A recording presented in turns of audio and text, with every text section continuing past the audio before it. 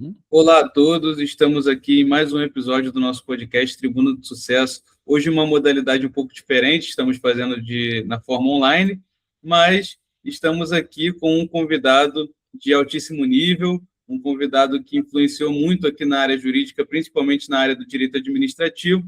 Eu, como jurista, me sinto honrado de estar na presença desse convidado, até porque sou pós-graduado em Direito Regulatório. Por essa razão, apresento a todos o nosso querido Luiz Carlos Bresser Pereira. Muito obrigado por aceitar o nosso convite para o podcast, doutor. É um prazer estar aqui com vocês. Vamos lá, doutor. A gente tem bastante coisa para conversar. Vamos começar falando um pouco da sua história. Quando que o senhor se formou? Quando que o senhor entrou na faculdade? O que fez o senhor escolher a faculdade? Conta mais um pouco para a gente sobre isso. Não, eu, na verdade, escolhi a faculdade de Direito. E eu fiz a faculdade de Direito do Largo São Francisco, porque o meu pai era advogado, porque eu tinha interesse pelos problemas jurídicos eu não digo jurídicos, mas culturais, né, e políticos, que o direito era muito apropriado.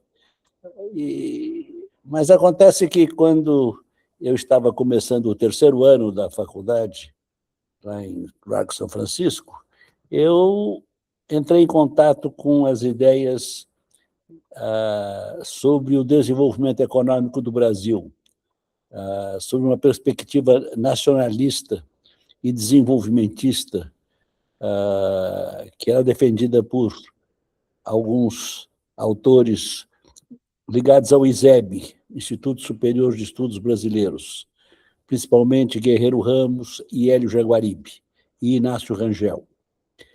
E eu fiquei absolutamente fascinado com aquilo, e então resolvi que não seria mais juiz de direito, que era meu plano, né, fazendo a faculdade. Mas o senhor ingressou na faculdade em qual ano? Eu entrei na faculdade em 53. 53. Muito bem. E que, então, eu não seria mais economista, não seria mais juiz de direito, mas seria economista ou sociólogo do desenvolvimento. E foi isso que eu fiz na vida. Eu fui determinado nessa direção. Eu só fiz economia. Eu primeiro fiz ainda um MBA, um mestrado em business, nos Estados Unidos, por conta da Fundação Getúlio Vargas e da USAID, e depois é que eu fui fazer um doutorado e a livre docência em economia na USP. E o senhor entrou direto já na FGV, na graduação? Não, graduação não, eu não entrei na graduação. Eu fiz... Quando eu me formei em Direito, eu queria mudar, mas eu não queria fazer outro curso de graduação em Economia ou em Sociologia. Então, eu estava noivo já, casado com a atual mulher, então, e de forma que... Não estava casado, estava noivo. Então, eu fiquei buscando oportunidades para fazer um curso de pós-graduação, que não havia direito ainda naquela época, e, afinal, surgiu a oportunidade de fazer o concurso para a Escola de Administração de Empresas da Fundação Getúlio Vargas, e, então, ir para os Estados Unidos para fazer um MBA, um mestrado em Business, e depois voltar para ser professor também de Administração de Empresas. E foi o que eu fiz.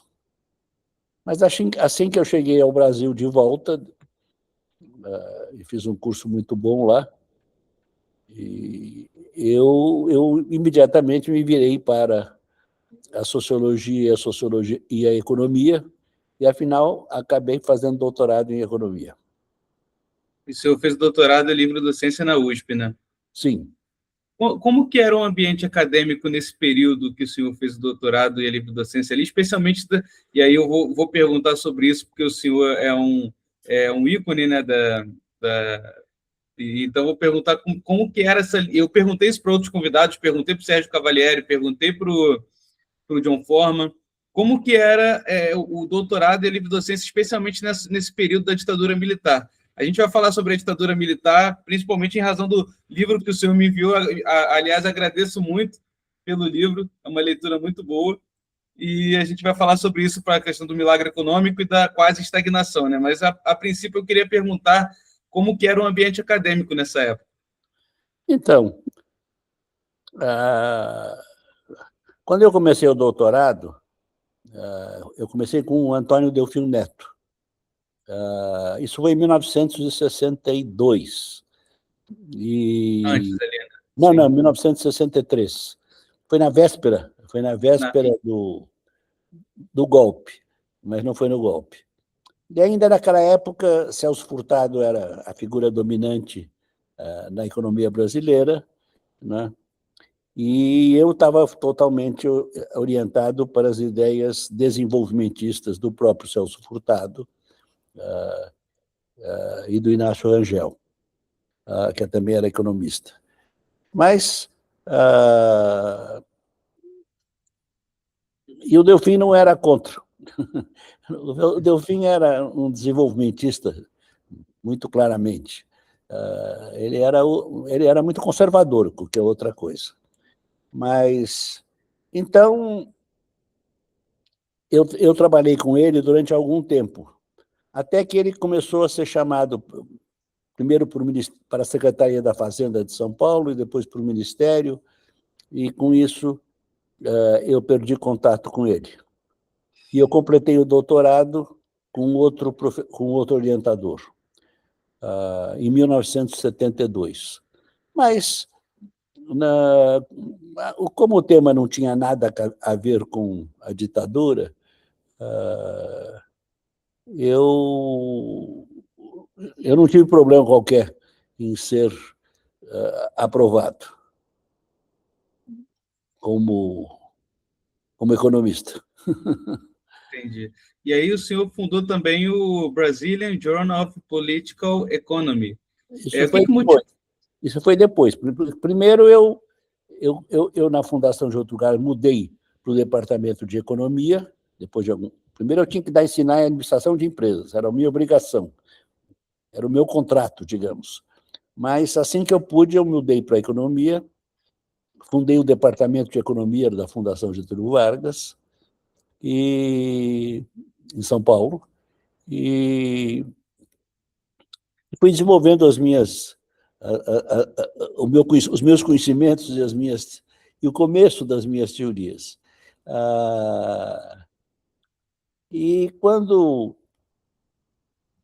chegou em 1980, eu já era um economista bastante conhecido, e eu, então, decidi criar o Brazilian Journal of Political Economy. Na verdade, ele chamava-se originalmente Revista de Economia Política. Mas a revista foi um sucesso, não é? E até hoje é uma revista extremamente bem-sucedida, é a mais importante revista de economia no Brasil. Isto em termos de citações, que é assim que se mede a importância das revistas acadêmicas. E de forma que isso foi uma coisa muito boa. Eu passei ali a acolher, primeiro, os economistas desenvolvimentistas em geral, né, associados a Celso Furtado, a Inácio Rangel, a Keynes, né, e depois, já nos anos 2000, quando eu comecei a desenvolver a teoria novo desenvolvimentista, aí, então, também serviu de local para que muitos economistas escrevessem papers, artigos sobre esse assunto. Antes disso, eu desenvolvi, né, e publiquei principalmente na revista, artigos sobre a teoria da inflação inercial, que foi outra teoria que eu desenvolvi originalmente. Então, eu sempre gostei muito de teoria e tive sorte em desenvolver algumas teorias muito boas, né? que me tornaram bastante conhecido e respeitado. Poxa, muito bom. É uma honra, de verdade, estar falando com o senhor. A gente vai chegar ali, o senhor mencionou a década de 80, a gente vai chegar lá. Antes, eu queria pedir para o senhor dar um pouco da explicação para a gente do que foi o milagre econômico, para depois a gente chegar na década de 80. Ah, sim. Bom, o milagre econômico aconteceu porque o Brasil, em 1900, estava crescendo muito bem até 1960. Mas aí veio uma crise política muito grande. E com ela veio também uma crise econômica. Foi o Jânio que ganhou a eleição e logo depois abdicou. O João Goulart, que tentou governar, mas os militares e os liberais não deixavam, não é? Que governasse, e o país vivia em crise. Isso resultou no golpe militar de 64. E esse golpe teve uma vantagem, porque, como a economia fora se desorganizara naqueles 5 anos anteriores, o ministro da Fazenda, que chamava-se Dr. Bulhões, não era Roberto, era Otávio Gouveia de Bulhões, e o Roberto Campos, que era o ministro do Planejamento, eles fizeram um grande ajuste na economia brasileira durante 3 anos, que era necessário, ajuste fiscal, ajuste cambial, fizeram reformas importantes, e com isso a economia, quando chegou em 1966, 67, estava pronta para crescer, não é? E, de fato, não é? Cresceu muito rapidamente. Isso foi um milagre. Foram taxas de crescimento de 10% ao ano durante 5 anos, ou quase 5 anos. Não é? Então, nunca o Brasil teve um crescimento como aquele. Depois disso, voltou a crescer bem, até 1980. De forma que, no geral, entre 1950 e 1980, o Brasil teve um grande crescimento, e realizou a sua industrialização. Já estava começando a fazê-lo a partir da Revolução de 1930, comandado por Getúlio Vargas, que, a meu ver, foi o grande estadista que o Brasil teve no século XX. Mas os militares continuaram a política desenvolvimentista de Getúlio Vargas, né? E a política deu certo, né? De forma que houve esse grande desenvolvimento. Aí, quando chega 1980, estoura uma grande crise. Quer que eu fale sobre a crise? Eu vou perguntar sobre a crise, porque logo depois da crise o senhor assumiu como ministro da Fazenda, né? Durante a crise.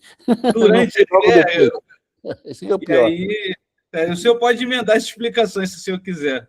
Pode falar primeiro sobre a crise, depois como foi esse convite para o senhor assumir e como que o senhor lidou tendo o cargo ali mais importante da economia na época. Então, a crise explodiu em 1980 ou 79, quando os Estados Unidos aumentou subitamente, de maneira radical, os juros. Como o Brasil, durante os anos 70, havia se endividado em moeda estrangeira,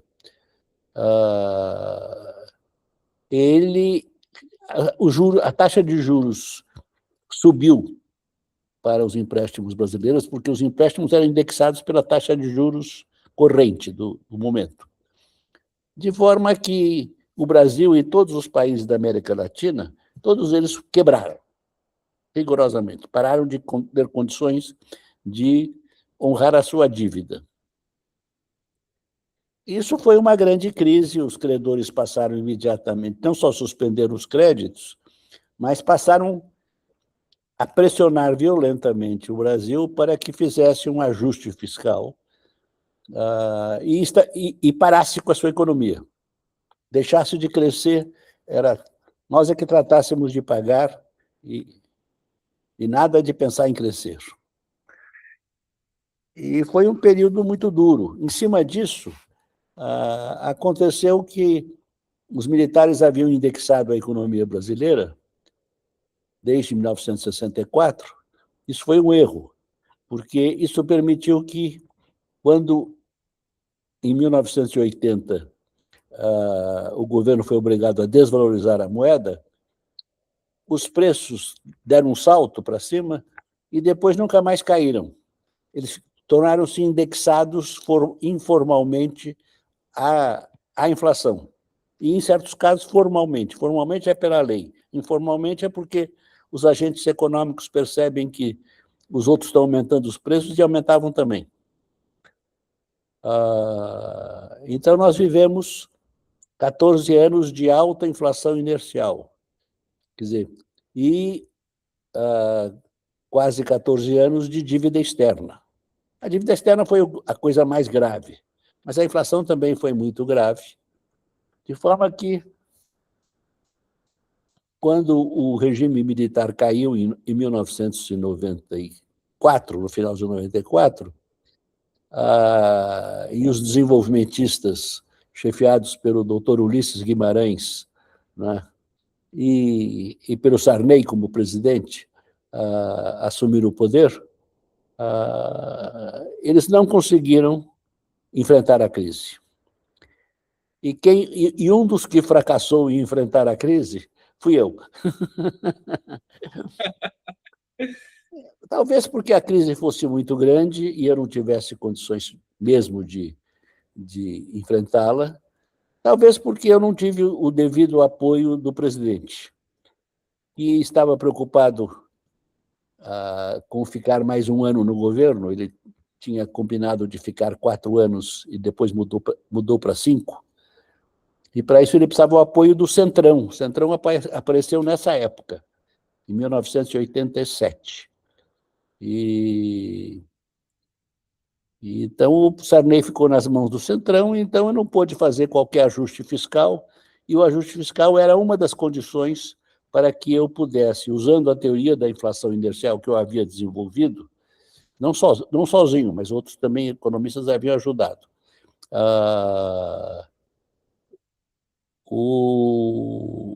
eu pudesse controlar a inflação. A dívida externa, eu encontrei uma solução boa, não é? Que foi a securitização da dívida. Tem toda uma história que eu não vou contar aqui, porque não. Mas.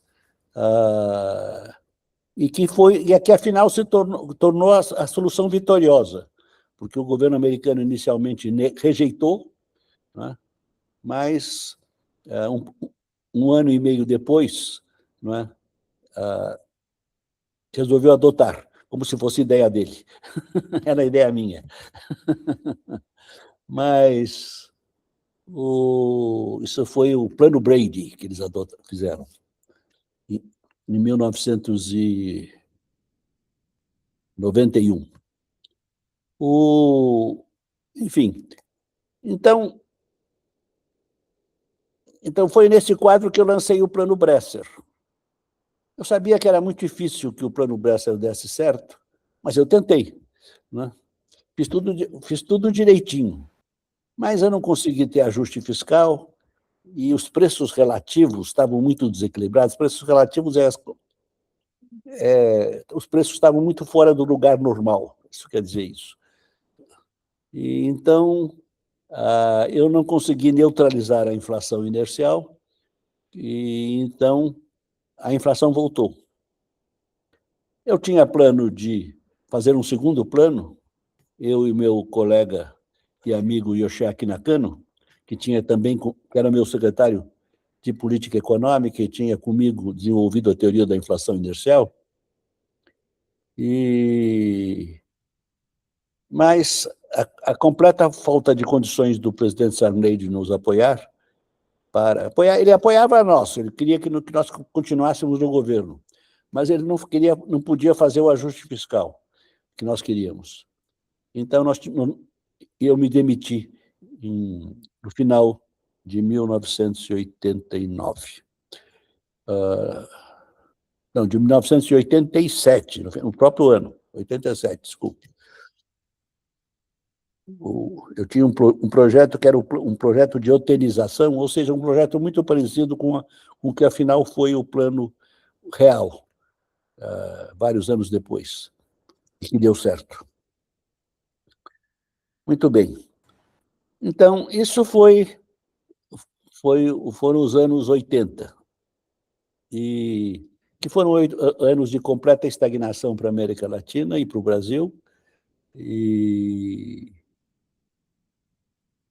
então... O senhor falou do Estado, desculpe interromper o senhor falou dos Estados Unidos, né? Tem duas perguntas aqui que todo mundo sempre faz muito sobre os Estados Unidos, principalmente nessa época do crescimento e da estagnação. A primeira é se realmente teve interferência dos Estados Unidos na economia brasileira, se teve algum incentivo, se teve algum financiamento. E a segunda é sobre a dívida externa, que o senhor falou que conseguiu achar uma boa solução para a dívida externa do Brasil, mas me parece que eles também têm uma dívida externa e me parece que, enfim, aí eu já não sei eu vou deixar o senhor responder se essa dívida é motivo para alguma das coisas que estão acontecendo ultimamente, né? Não. Deixemos a dívida externa americana, que é um outro caso muito especial. Quer dizer,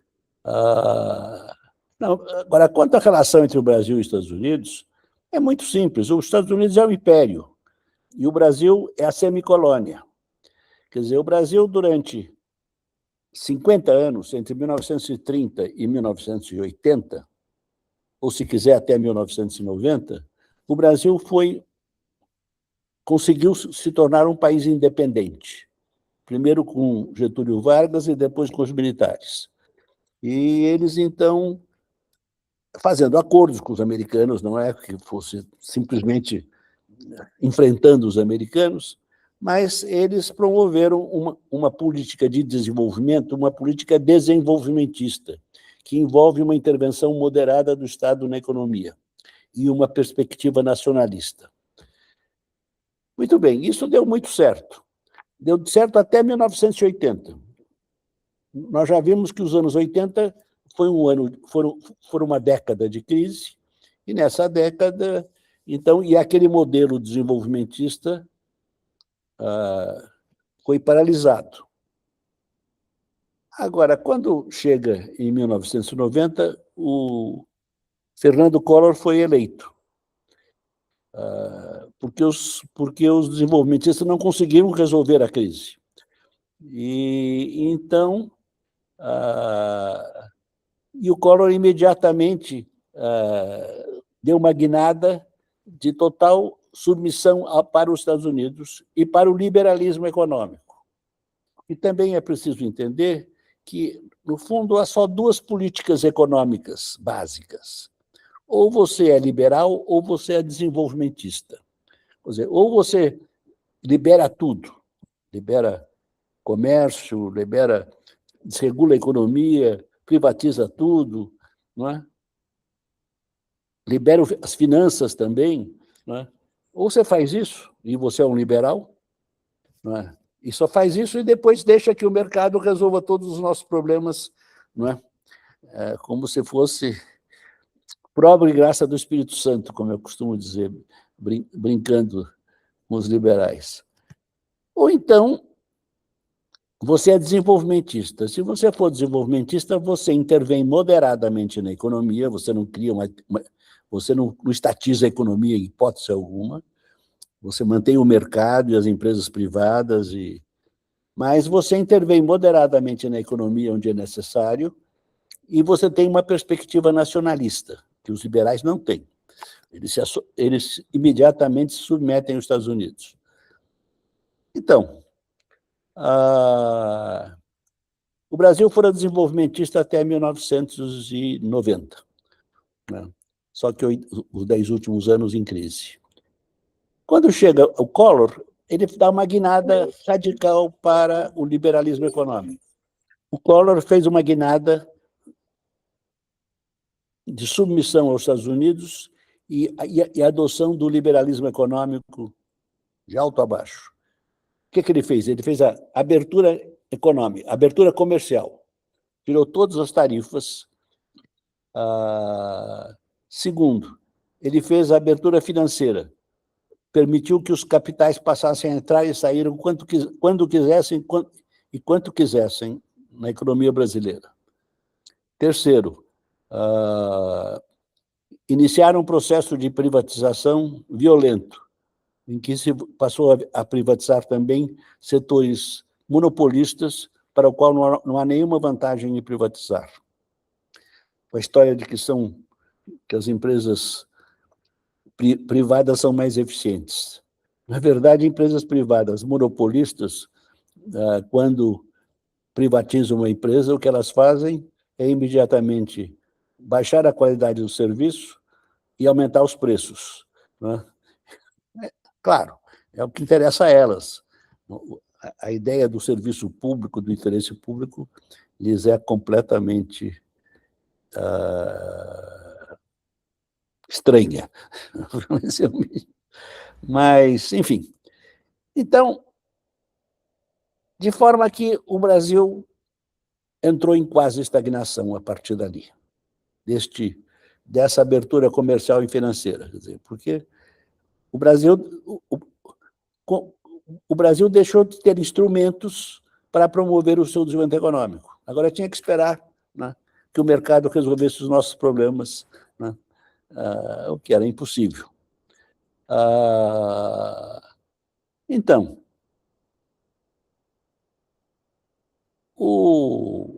aí foi eleito o Fernando Henrique Cardoso, que era meu amigo. Né? Que era meu amigo. Era? Sim. Hoje eu não tenho contato mais com ele está doente. Mas eu o respeito muito, é uma pessoa da melhor qualidade. Só que eu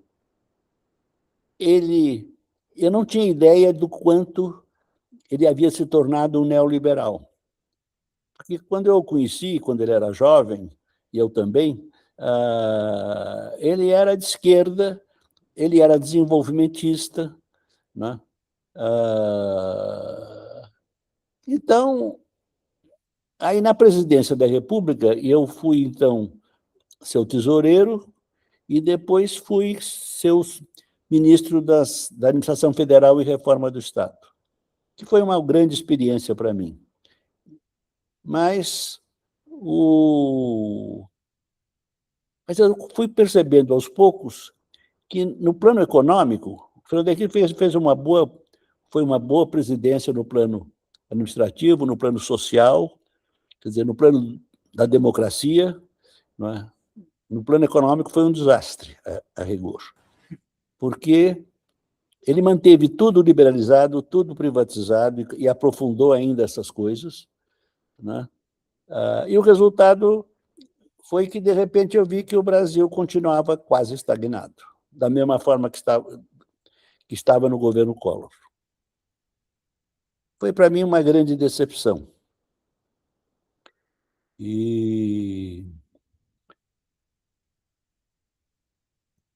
depois que eu saí do governo do Fernando Henrique, em 1999, eu passei 4 meses em Oxford e depois voltei, né, para retomar as minhas atividades de economista. E foi aí que eu comecei a formular. Eu voltei às minhas ideias desenvolvimentistas, que durante o governo de Fernando Henrique eu não tinha esquecido, mas tinha deixado em segundo plano. Eu estava muito mais preocupado em fazer a reforma gerencial, como eu chamo, a reforma administrativa gerencial. E eu voltei às minhas ideias desenvolvimentistas, mas cheguei à conclusão que o desenvolvimentismo clássico, ou seja, o desenvolvimentismo de Raul Prebisch e Celso Furtado, né, os grandes economistas desenvolvimentistas da América Latina, não estava dando conta para resolver o problema da quase estagnação da economia brasileira, que era preciso pensar algo adicional e de novo. E foi então que eu comecei a desenvolver aos poucos a chamada teoria novo desenvolvimentista, ou novo desenvolvimentismo, que hoje já é uma escola com um número razoavelmente grande de economistas adeptos e uma repercussão internacional razoável, nada de imensa, nada, né? Mas, se você quiser falar antes da reforma administrativa, para depois eu falar do novo desenvolvimentismo, pode ser. Eu ia começar perguntando para o senhor, porque o senhor foi um dos fundadores do PSDB, né? Mas o PSDB eu já expliquei, porque eu como amigo do Fernando Henrique e do Covas, que para mim foi um grande político, um homem da primeiríssima qualidade, e como amigo do André Franco Montoro, outra grande figura da política brasileira, com quem eu comecei a trabalhar como político em 1983. Então,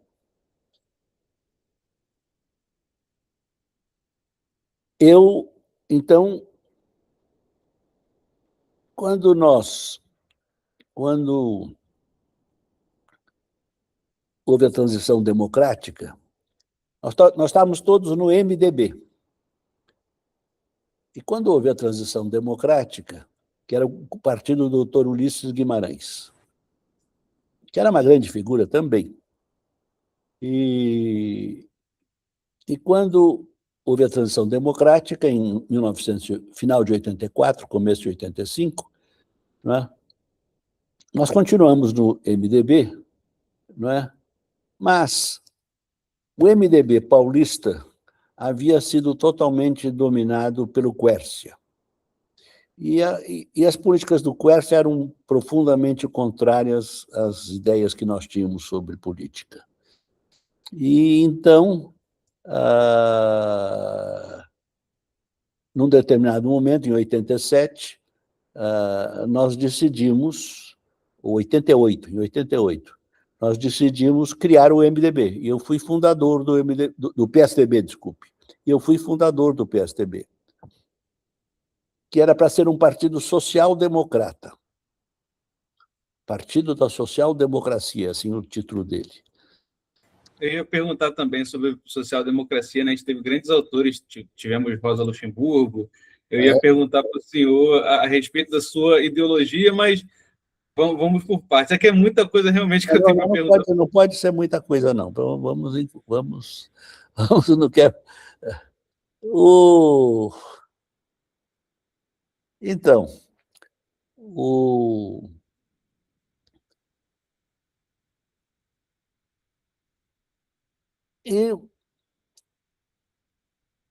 mas o partido foi em pouco tempo dominado pelas políticas econômicas neoliberais do Fernando Henrique e da sua equipe econômica, do Pedro Malan, do Pércio Arida.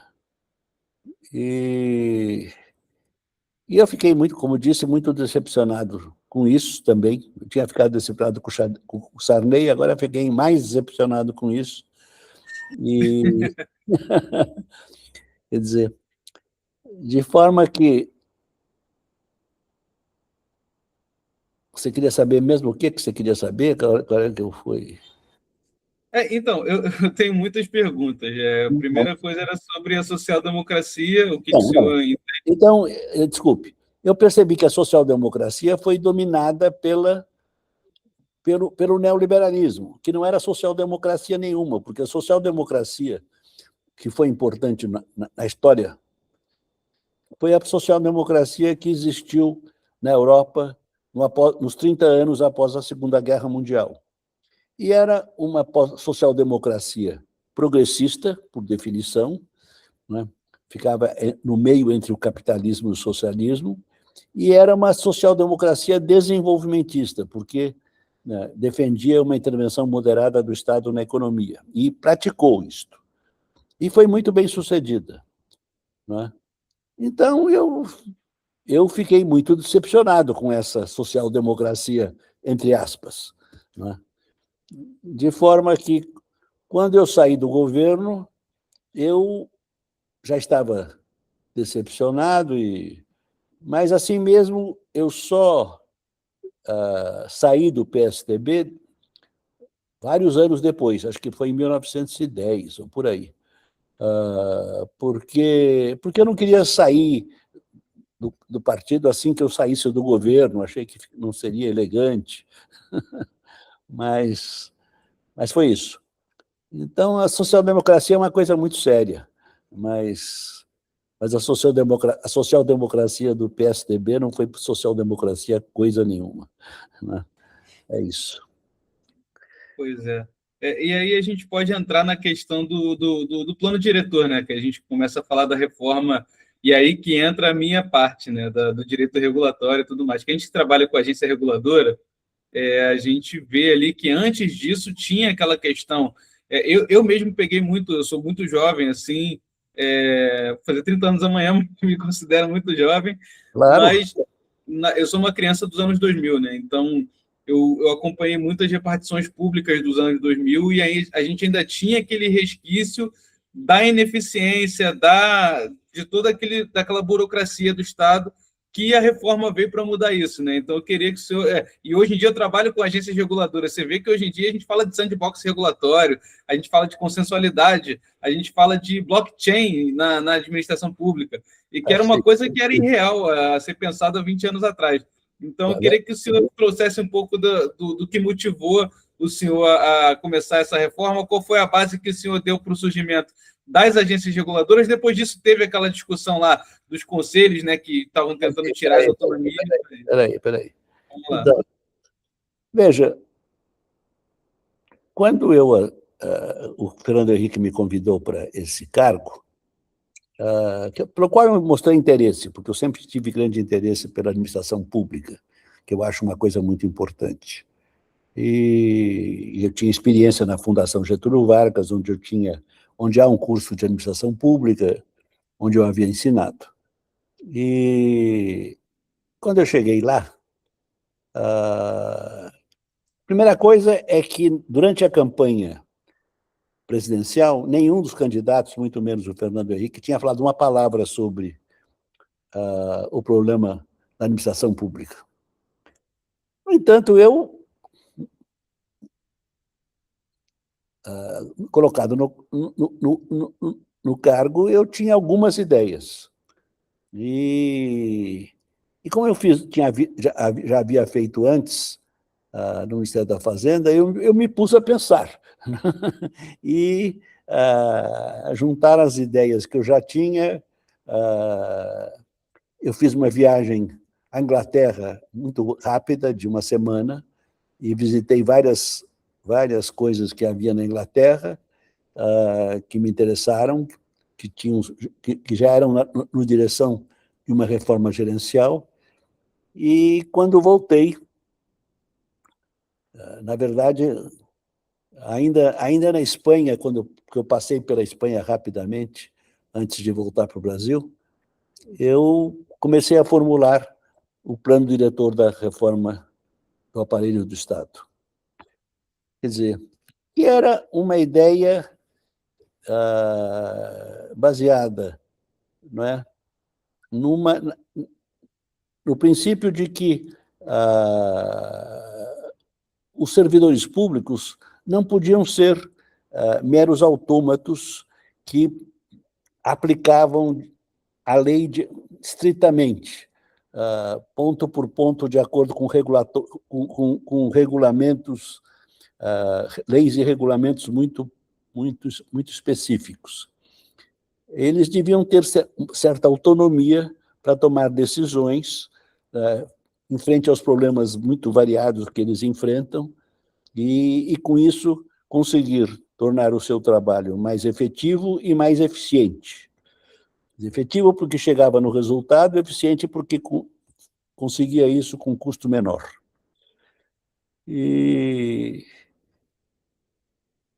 Então, para isso, então, eu comecei a montar um sistema de ideias, né, que foi caracterizado fundamentalmente por uma matriz, né, em que eu dizia, primeiro eu começava por uma classificação das formas de propriedade. Veja só, eu parecia um marxista aí.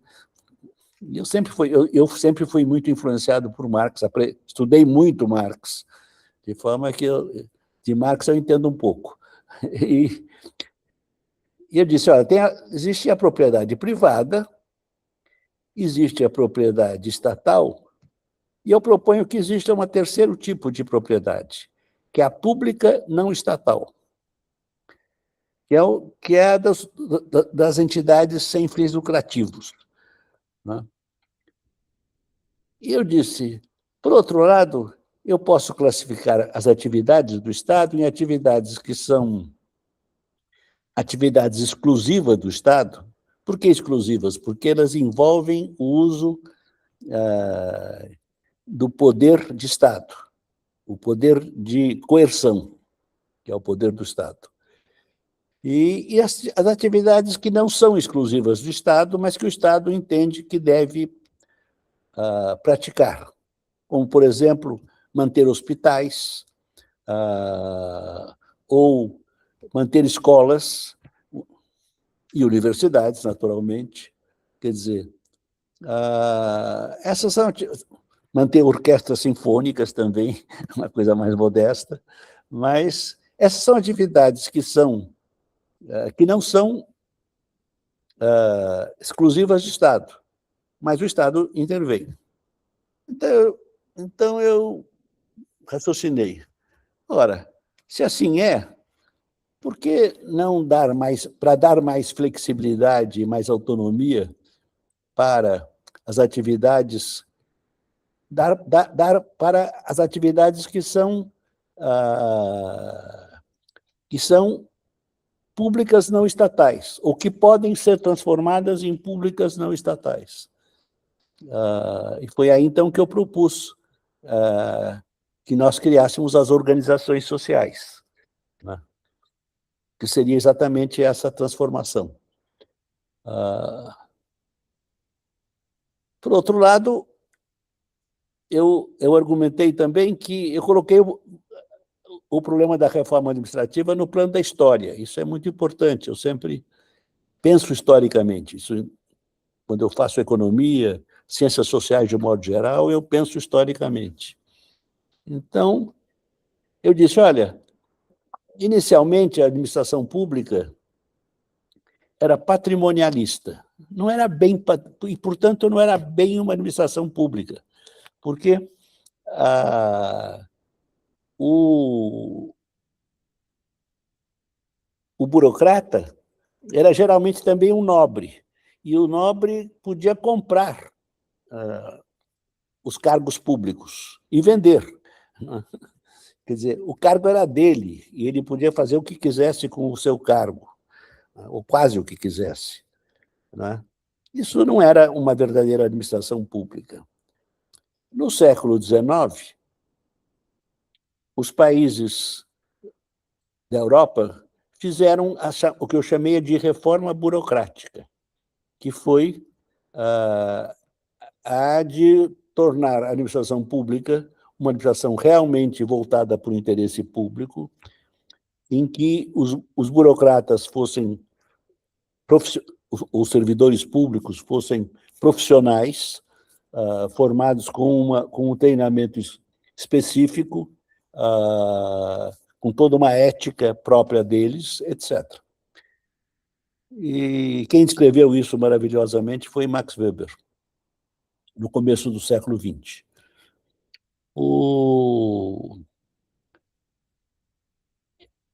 Aí, quando chega No Brasil, essa reforma foi feita em 1937, por Getúlio Vargas, e com a criação do DASP.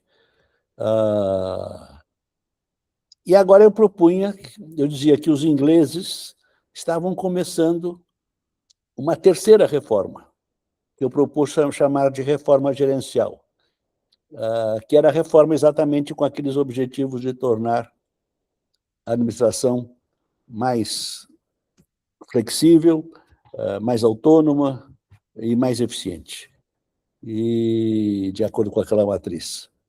E então, e o Brasil, então, o que eu estava propondo era praticamente o segundo país, naquela época, junto com o Chile, a iniciar, depois da Inglaterra, uma reforma gerencial. Hoje, os países europeus, quase todos, já adotaram essa reforma. E os americanos também estavam adotando naquela época, e quem comandava essa mudança no governo Clinton era o vice-presidente Al Gore. Então, a reforma, que inicialmente foi muito mal recebida, porque as pessoas acharam... Eu também dizia que eu queria acabar com a total estabilidade dos funcionários públicos. Isso deixou muita gente indignada. E eu dizia, olha, eu estou fazendo isso em defesa dos servidores públicos, porque servidores públicos bons não precisam ser ótimos, basta que sejam bons para que eles tenham a mais tranquila estabilidade. Agora, deixar que vagabundos que absolutamente não estão interessados em trabalhar e cooperar, né, continuem ganhando do Estado e continuem a desmoralizar o serviço público, isso não é razoável. Isso foi sendo aos poucos também compreendido. E ao mesmo tempo que tudo isso acontecia, eu fiz o plano diretor, que foi muito bem recebido, e propus uma reforma constitucional, que é geralmente chamada a emenda constitucional da reforma administrativa, que foi, afinal, aprovada em 87. Em 88, desculpe. 88 não, 98. Agora estou com 10 anos de erro. Que foi que trouxe a eficiência para o artigo 37 da Constituição. Isso. Começou por aí. Foi tudo...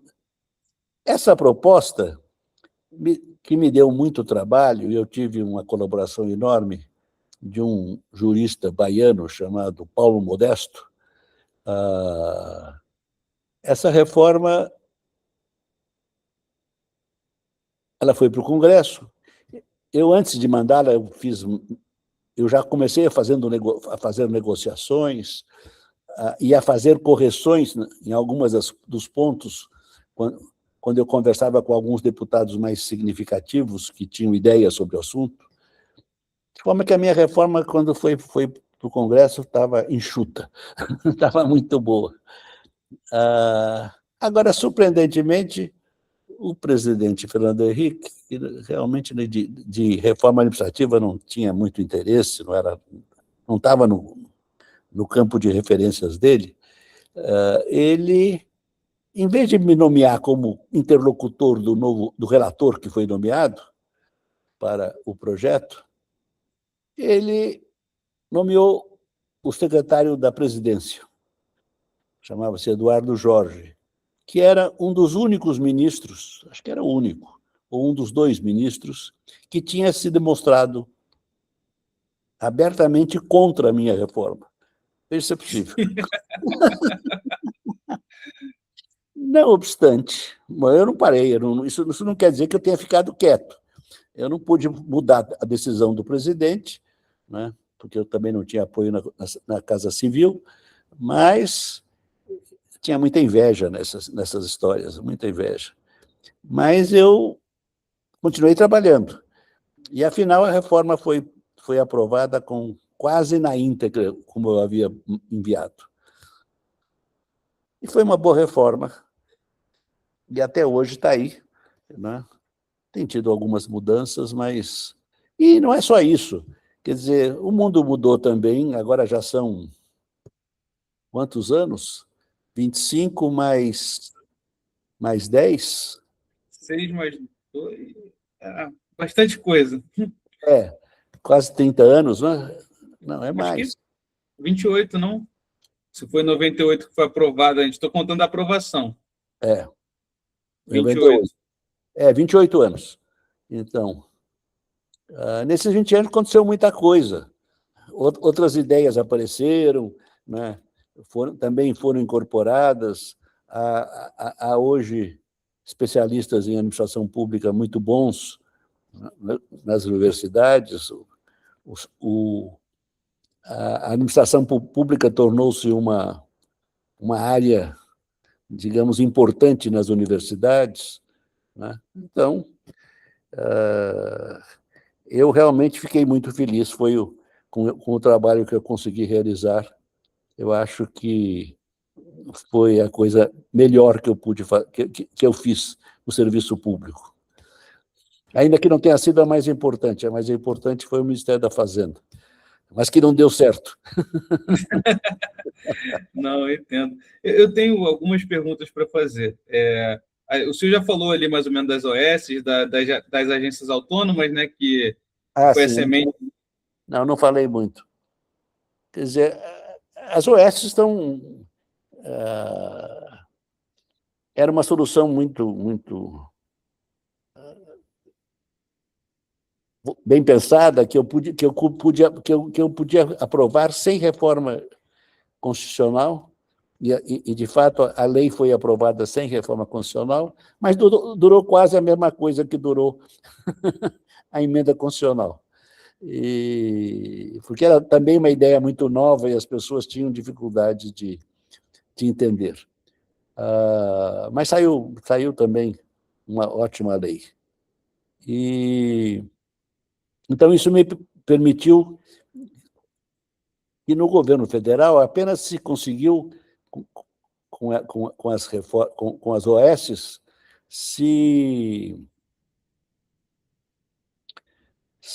tornar organizações sociais o setor de pesquisa científica. Então, praticamente todas as agências de pesquisa científica do governo federal foram transformadas em OS. Eu queria transformar as universidades em OS, mas o Paulo Renato deu para trás, o meu amigo Paulo Renato, que era o ministro da Fazenda, e ficamos sem elas. E na saúde também, ainda que eu tenha conseguido um grande avanço na saúde, no caso da forma de administrar o SUS, né, que para mim é a grande realização da democracia brasileira, o SUS, mas eu não... Os hospitais federais públicos eu não consegui transformar em organizações sociais. Mais tarde, os hospitais universitários federais foram transformados ou centralizados numa agência, uma espécie de empresa, que não é empresa, que é quase uma organização social, mas é um caso especial, não tem uma lei especial para ela. Mas, enfim, a ideia afinal, foi adotada, com essa, embora que o nome não tenha sido adotado. Nos outros estados, não é? O modelo de organização social foi enormemente bem sucedido. Quer dizer, em São Paulo, todas as atividades culturais, todo do estado, foram transformadas em OS. Um número enorme de hospitais, não todos, porque o Hospital das Clínicas continuou, também foram transformadas em organizações sociais. Há 3 anos houve a comemoração dos 25 anos e fizeram grandes comemorações, porque já existe uma associação em defesa das organizações sociais, etc., né, a nível nacional, né? Então, foi muito bom. Já em relação às agências executivas, a coisa foi mais difícil, porque eu também queria uma maior autonomia para as agências executivas, não tanto quanto as organizações sociais, mas eu queria uma agência... Elas deviam permanecer dentro do aparelho do Estado, porque eram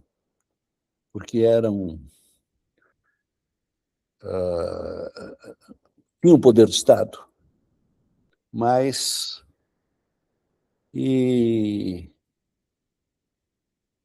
as pessoas não entenderam ou não quiseram entender, e com isso andou pouco isso. Por outro lado, na mesma época, como estava se fazendo uma privatização muito grande, quer dizer, era preciso regular as empresas estatais privatizadas. Agora que o mercado, agora que o Estado não as controlava mais e não garantia que elas fossem colocadas a serviço do interesse público, era preciso que elas privatizadas na mão do setor privado, que as agências reguladoras. Então, surgiu todo um debate sobre as agências reguladoras, em que era importante se dar uma certa autonomia às agências reguladoras e, certamente, dotar as agências reguladoras de uma administração gerencial, e isso foi conseguido. Isso como era novo, tudo era novo, então isso foi conseguido. E você trabalha numa delas, pelo que eu estou entendendo. É isso? Eu costumo transitar por todas, né? A gente transita aqui pela ANEEL, pela ANP. Isso também tem a ver até com uma próxima pergunta que eu tenho para lhe fazer. Dos mercados, que a gente, quando surgiram essas agências, essas privatizações, o Estado teve que regular isso para não virar um péssimo serviço, né? Então, quais, no quesito especificamente do petróleo e gás e da energia nuclear, o que o senhor entende sobre o monopólio desses mercados, a regulação desses mercados? Como o monopólio da regulação? Não entendi isso. Por exemplo, a gente tinha um monopólio de petróleo e gás, só o Estado poderia explorar o petróleo e gás, e ele foi relativizado. Não, sim, não tem mais. Sim, e a gente ainda tem o monopólio da energia nuclear, que é um debate que tem surgido bastante aí.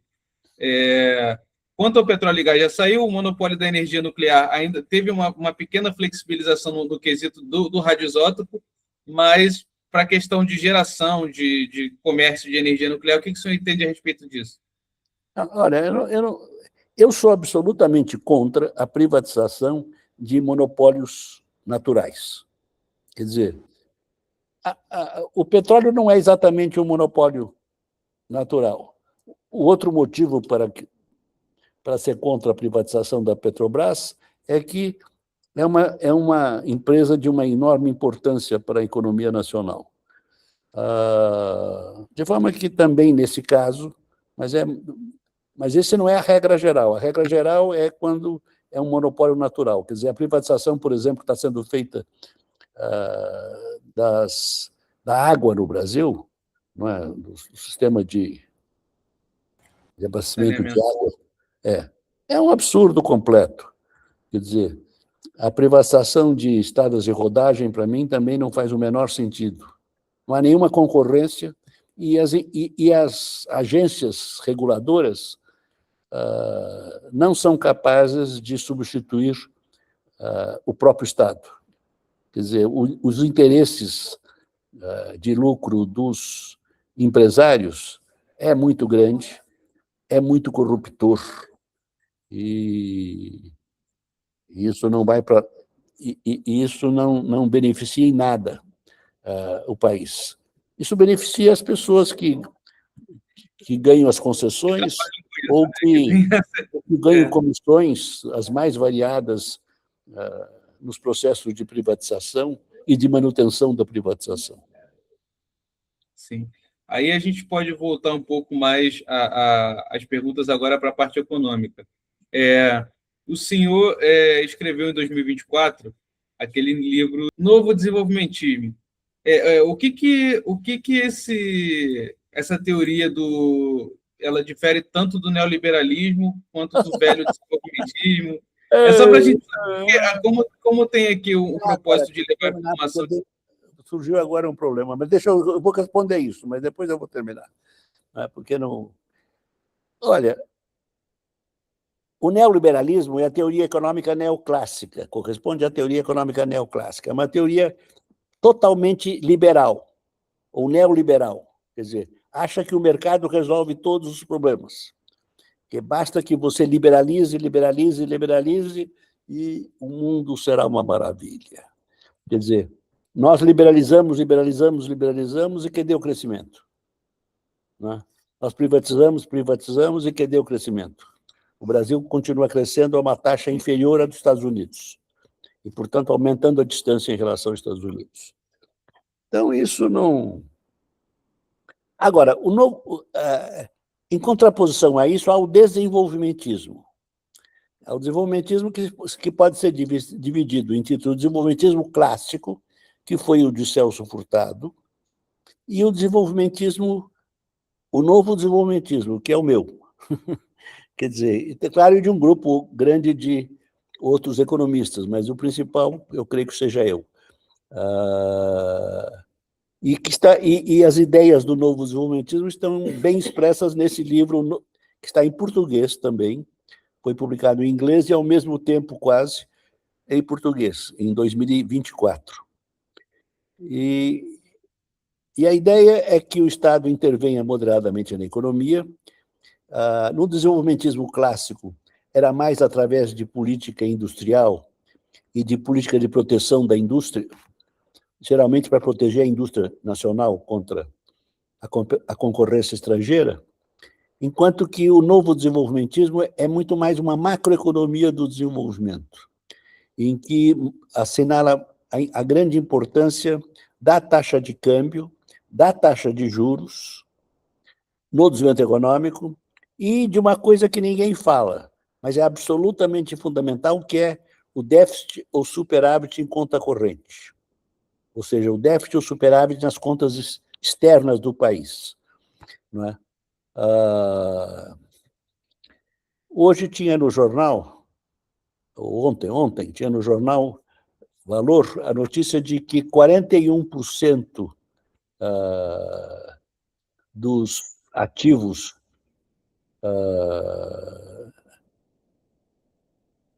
existentes na Bolsa Brasileira, das empresas existentes na Bolsa Brasileira, eram estrangeiros, 41%. Por que isso acontece?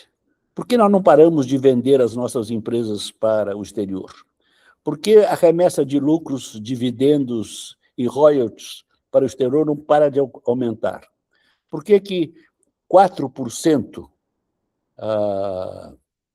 4 e pouco por cento do PIB brasileiro sai por meio de remessas de lucros, remessas de dividendos e de royalties? Por que isso? Porque há uma enorme desnacionalização da economia brasileira e, é claro, um atraso da economia brasileira. Se eu tivesse que dar só um motivo, esse motivo chama-se déficit em conta corrente. Por quê? Porque o que é o déficit em conta corrente? É tudo que o país recebe de importações, menos tudo aquilo que o Brasil exporta, inclusive serviços, não é só mercadorias. Então, quando você tem um déficit, o que está acontecendo? Você tem um déficit,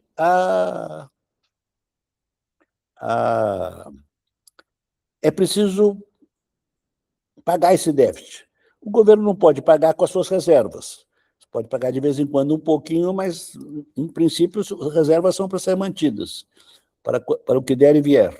Então, ele se endivida. E vai se endividando. Quer dizer, endividar-se quer dizer, não é, vender empresas, em última análise. Vender empresas, aceitar qualquer entrada de capital estrangeiro aqui, não é? Muitas vezes não nos interessa. Quer dizer, você costuma ler nos jornais que tal política atrai capitais. O novo desenvolvimentismo não está interessado em atração de capitais. O novo desenvolvimentismo está interessado em ter déficit em conta corrente zero.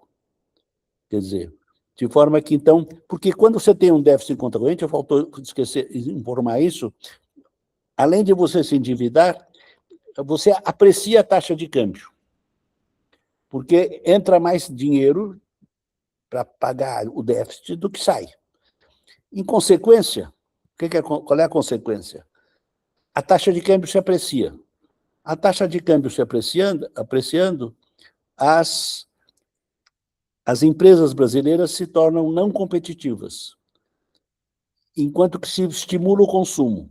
Ora, o desenvolvimento é o processo em que você estimula o investimento e desestimula o consumo. Nós fazemos exatamente o oposto quando nós entramos em déficit em conta corrente. Então, isso tudo é novo, isso é a teoria novo-desenvolvimentista que eu agora resumi, e muito.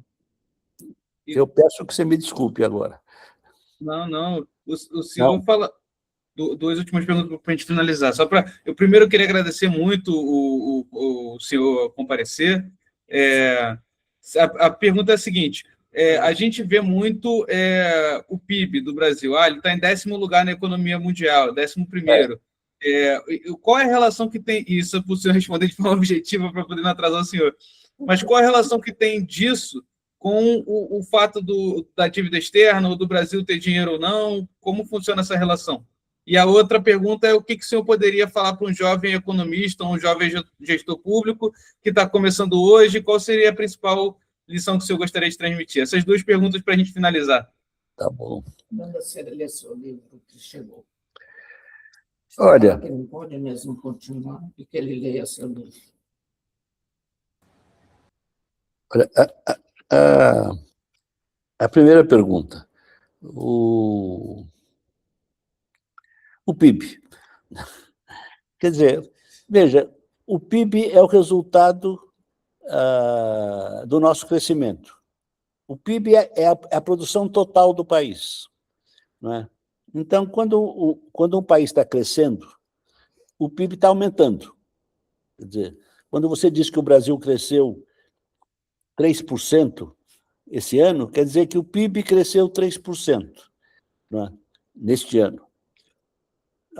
O que causa o crescimento do PIB é geralmente o investimento com incorporação de progresso técnico, de novas tecnologias, essas coisas. E então, todos os esforços de um país é para aumentar o seu PIB e, mais especificamente, o seu PIB per capita, porque... Mas, na sua pergunta, você não se preocupou com o PIB per capita, você perguntou o PIB total. Está perfeito. Então, o Brasil já chegou a ser o sétimo país em termos de PIB, e hoje está em 11º, mais ou menos. Isso varia um pouco com a taxa de câmbio, que não importa. Mas o fato é que nós estamos ficando para trás. O Brasil, desde 1990, quando o governo Collor adotou a política neoliberal, o Brasil está ficando para trás. O Lula, que governou uma parte desse período, ele tentou mudar alguma coisa mas não conseguiu. O poder das elites econômicas, que estão totalmente subordinadas aos Estados Unidos, estão muito mais associadas aos Estados Unidos e às elites dos Estados Unidos do que ao povo brasileiro, essas elites querem manter o Brasil dependente dos Estados Unidos, subordinado aos Estados Unidos. E dessa maneira vai sempre continuar crescendo muito lentamente. Não estagna, não está em estagnação, mas é um crescimento muito insatisfatório, de forma que o padrão de vida da população cresce muito pouco. O que eu recomendo aos jovens que querem ser economistas ou pensar na economia, mesmo sendo também advogados ou formados em direito? Eu recomendo, primeiro, que leiam o meu livro, Novo Desenvolvimentismo, que é uma bela síntese do que eu penso, já que... E talvez isso ajude bastante, porque é bem didático, é bem simples o texto.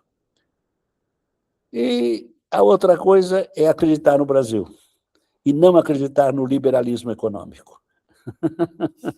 Tudo bem, professor. Eu teria outras perguntas para fazer, mas o senhor está com o tempo apertado. Eu ia perguntar ali a relação da Receita-Tributo na reforma do Haddad, mas deixa isso para outro momento. Eu queria agradecer muito a sua presença, professor. Muito obrigado por compartilhar com a gente todo o seu conhecimento. O senhor tem 91 anos, né? O senhor tem 3 vezes a minha idade. Então, é muito conhecimento que a gente adquire aqui. Então, eu queria encerrar esse episódio do podcast agradecendo ao professor Luiz Carlos Brescia Pereira por todo o carinho. Obrigado pelo livro que o senhor me mandou. Já estou olhando, já estou terminando a leitura. E até a próxima. Sempre que o senhor precisar de qualquer coisa, se eu puder comparecer novamente em novos episódios para falar de outros temas, o senhor será sempre muito bem recebido. Muito obrigado, professor. Nada, foi um prazer grande. Tchau. Tchau.